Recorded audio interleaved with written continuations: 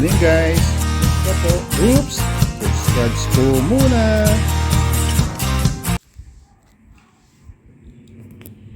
Good morning mga kayabe. Magandang araw po.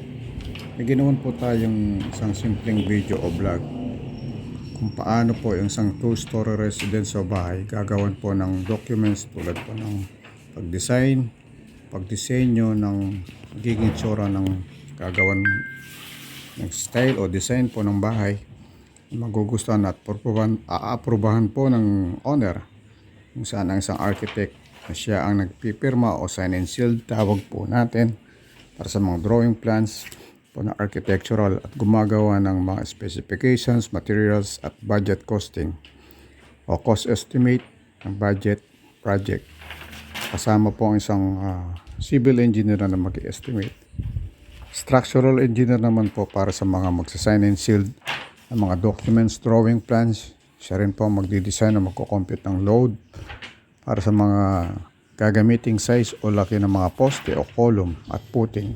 Beam, laki ng sukat ng mga pundasyon, lalim at lapad para sa mga itatayong mga poste, size ng mga bakal na gagamitin.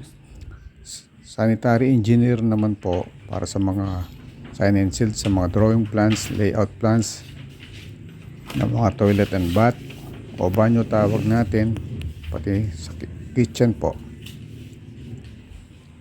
Ang mga magbibigay ng mga tamang sukat o mga PVC pipe para sa mga waste pipe, drain pipe, water pipe line o linya ng mga tubig para sa mga toilet, bath at kitchen.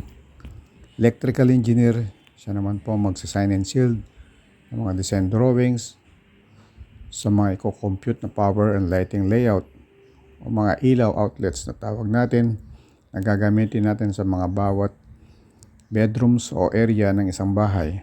Ginagawan din po niya ito ng computations para makita kung paano at anong size ang mga gagamiting wires na ayon sa mga gamit na ilalagay sa bahay.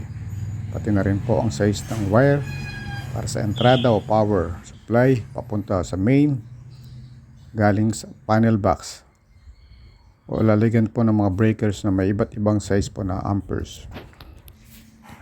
Owner o client ang magsasign po ng mga documents na mga ipapasa po sa munisipyo para sa pag-inquire po ng building permits. Lahat po ng mga specifications, cost estimate, ibang documents.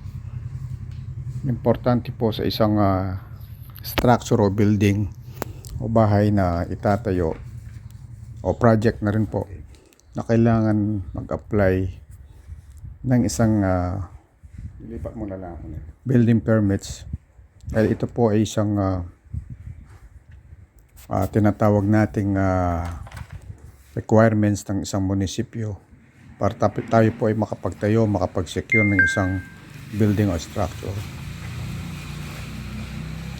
Sana po may natutunan kayo ng kahit konting tips o impormasyon sa paggawa ko to ang munting video vlog.